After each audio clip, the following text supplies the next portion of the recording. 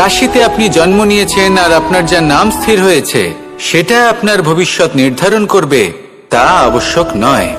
রা দিয়ে রাম এবং রা দিয়ে রাবণ, এই দুজনের রাশি সমান ছিল, কিন্তু একজন নিজের শক্তির দুর্ব্যবহার করলেন।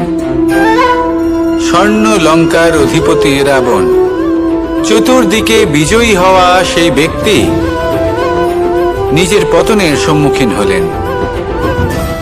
শ্রীরাম রাবণকে বধ করলেন।